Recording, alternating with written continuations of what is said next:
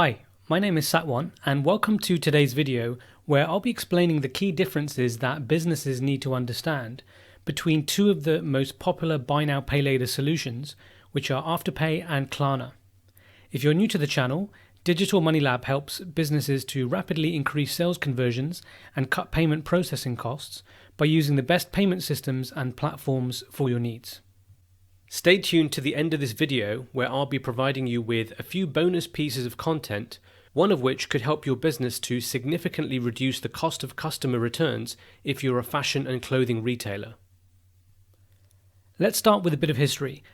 Klarna was founded in 2005 and the Swedish company became one of the first to offer a buy now pay later solution to consumers. Since then, many new buy now pay later solutions have been launched all over the world.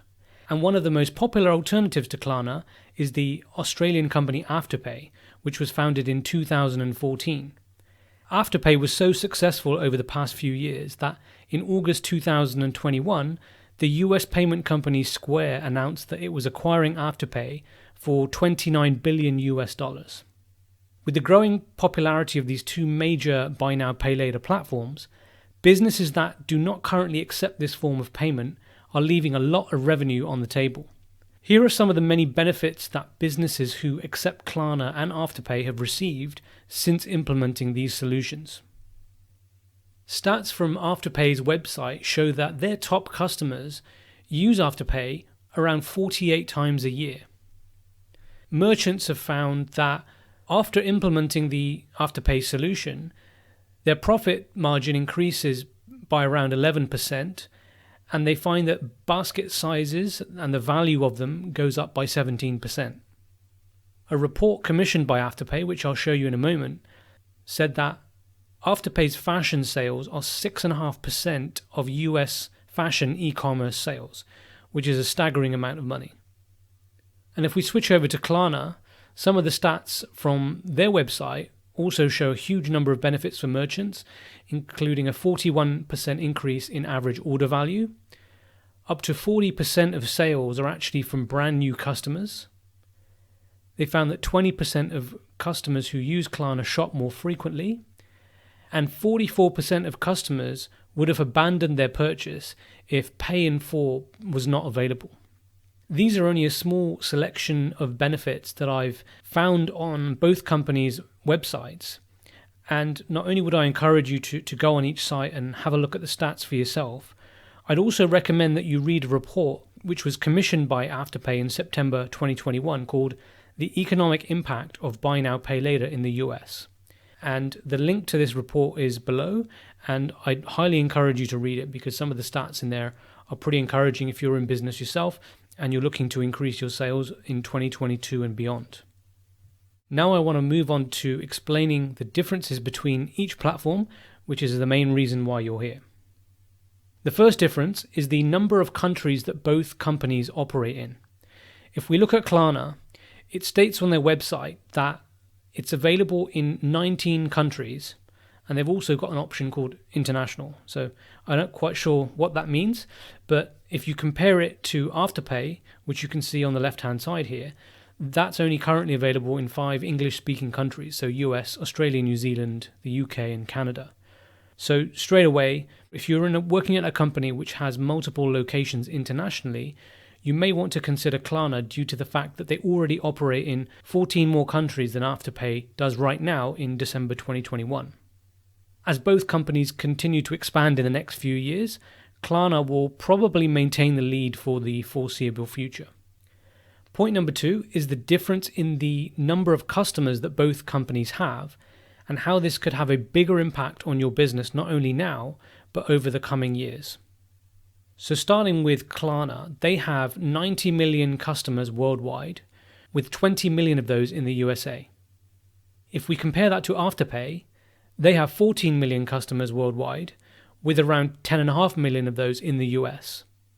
So Afterpay has half the number of US customers compared to Klarna, and they also have 75 million less customers overall than Klarna does. And this is very important because of the network effect. So let me explain. The more customers that Klarna has, the more retailers will want to come on board. Klarna has 250,000 merchants worldwide right now, compared to Afterpay's 85,000 merchants. And that's important because selected retailers can be featured in either company's mobile shopping app via their retail directories and homepages. This can lead to brands being discovered by customers that have never heard of them. If a business is only going to choose one of these payment solutions, it probably goes without saying that the company will most likely choose the platform with the most customers. And this creates a snowball effect of retailers choosing to go with the biggest network. The next reason why the number of customers is so important is because of one feature related to the power of the user community. That feature is that Klarna users can create shopping wish lists. And while wish lists are nothing new in e-commerce, Klarna wish lists can be followed by other users on the app. This can be a huge advantage to businesses because social media and community play a powerful role in helping sales of a certain product to go viral or to raise brand awareness when an influencer adds a product to their wish list and it pops up on their feed as a notification perhaps. I'll talk about this more a bit later when I discuss marketing solutions in these platforms. Point number 3 is about the number of popular e-commerce platforms and payment integrations that Afterpay and Klarna support. More integrations help businesses to configure their existing e-commerce or point-of-sale solutions as quickly and easily as possible. Both Afterpay and Klarna support major platforms like Shopify for e-commerce and Stripe for payments, to mention a few. I'm now going to show you on their respective websites all of the platforms that they currently support.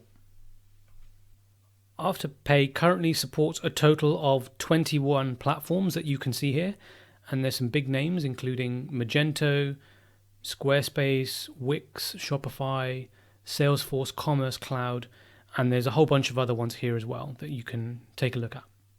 Now let's switch to Klarna. Currently, Klarna supports 32 platforms, so that's compared to the 21 at Afterpay.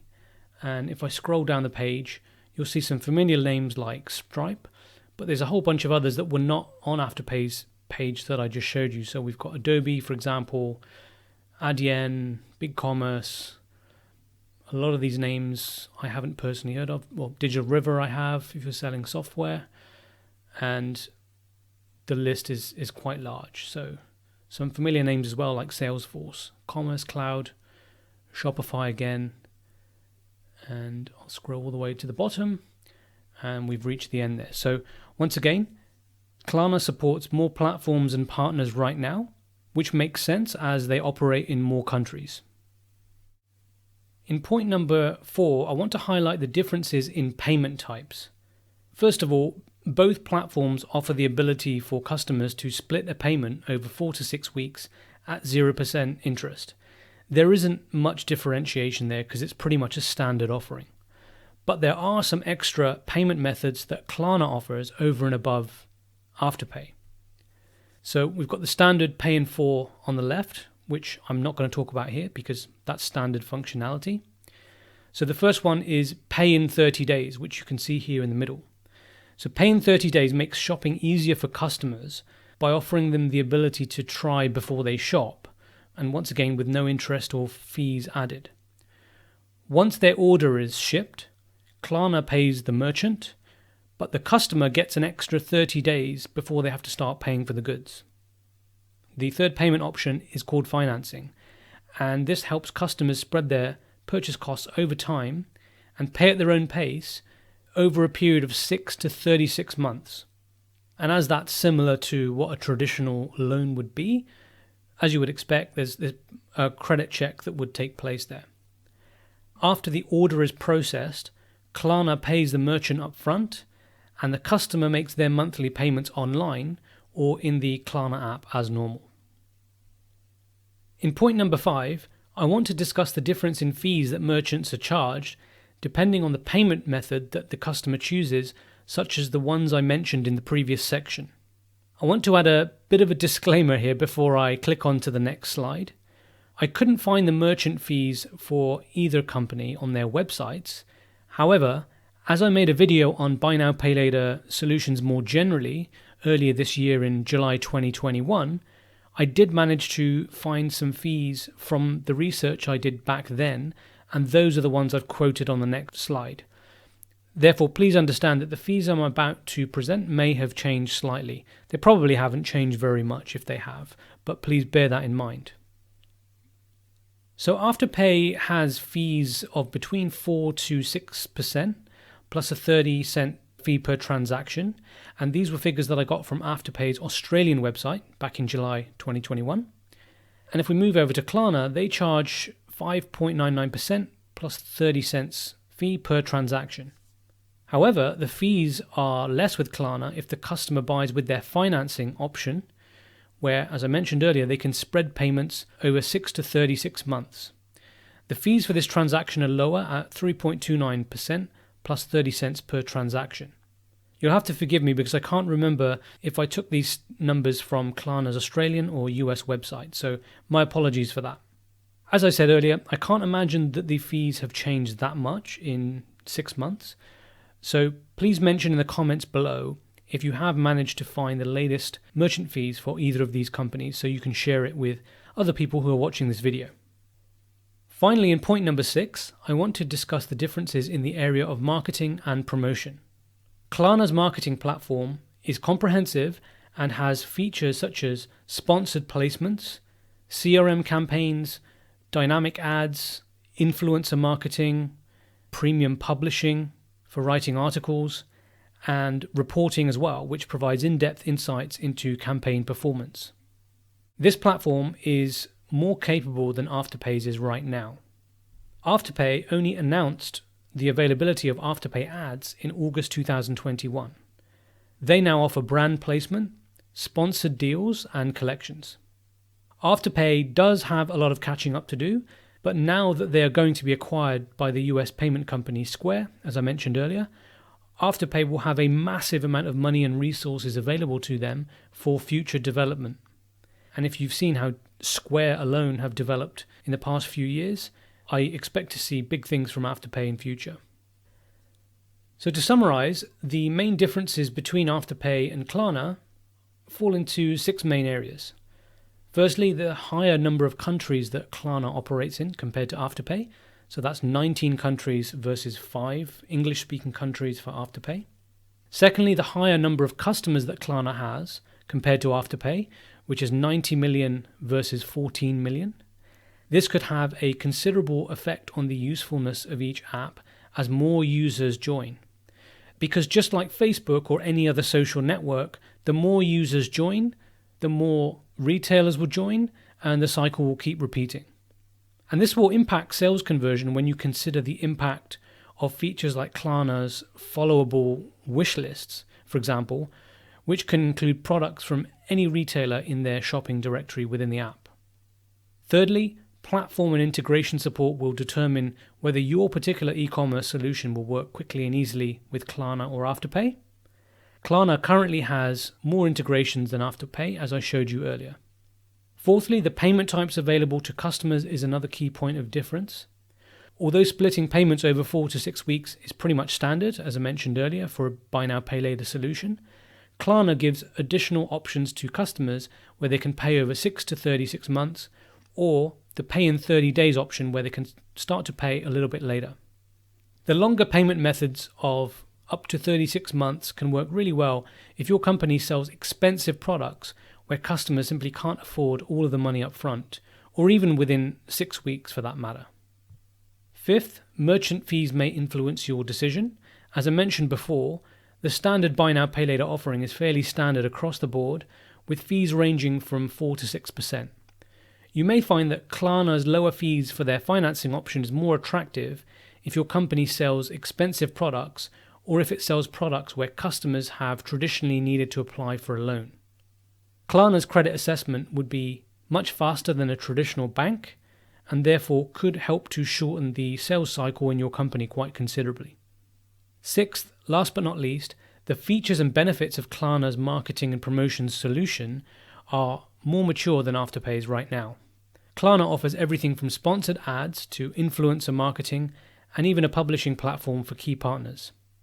But I watch this space very closely because the US company Square, which acquired Afterpay, will be throwing a lot of money and resources at the company once the acquisition closes. As I mentioned earlier, I want to leave you with a few bonus pieces of content. The first piece of content is from episode 29 of my payments podcast, where I interviewed Brad Patterson, who was the CEO of Splitit at the time of recording. Splitit offers a very different approach to buy now, pay later, where customers are able to use their existing credit cards instead of taking on new debt with companies like Klarna and Afterpay. If you'd like to listen to the episode, simply open a web browser and type thepayments.show into the address bar and click on episode 29. The second bonus piece of content could save your company many thousands or tens of thousands of dollars if you sell clothing and fashion products. I interviewed Gulnaz Korsainova on my payments podcast as well, and she developed a technology solution called EasySize, which has helped retailers to reduce returns by up to 30%. I'd highly encourage you to listen to the episode. Once again, you can listen online by typing thepayments.show into your web browser and clicking on episode 23. The link to both episodes are below in the description. The last thing I want to show you is a new tool that I've built which will help you to drastically reduce the time it will take to find and shortlist all of the most popular buy now pay later solutions on the market. First of all, head over to my website digitalmoneylab.com and you can see the domain name on the screen right now. So here we are on the homepage of digitalmoneylab.com. The first thing you need to do is click this colored button over here called Find Solution, or you can simply click Solutions at the top of the page. So what you have here is a high-speed search tool for over 120 or so payment solutions. And rather than you scrolling through this whole list, hover your mouse over this drop-down menu called Solution Type, click the button, and then there's Buy Now Pay Later as one of the categories. If you click that, now what you'll see is some of the most popular buy now, pay later solutions.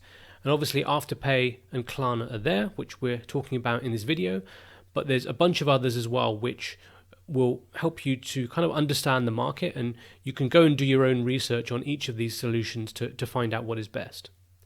Now, while you're here, if you're looking for anything else, you can simply untick the buy now, pay later solution. And there are a whole bunch of categories here, from crypto, debt collection solutions, e-commerce, fraud, invoicing. There's a whole bunch here. So it's a very useful tool. And if you actually know the name of the solution, so if we type PayPal, you can enter that as well. And you can not only see PayPal as you would expect, but other PayPal companies on the left here, and this solution on the right, because it's got PayPal in the description, it's actually a tool that can be used with PayPal products. So it's a very powerful search engine. Feel free to have a look at it and play around, and please feel free to get in touch with me. If you'd like to see any more features on there, you can click Contact on the top right and just click Get in Touch to send me a message, or feel free to put some feedback in the comments below on this YouTube video. Thanks for watching the video. If you'd like to find a new payment solution for your company, please head over to digitalmoneylab.com, where you'll be able to search for the ideal solution or get in touch with me directly. Thanks for listening, and see you in the next video.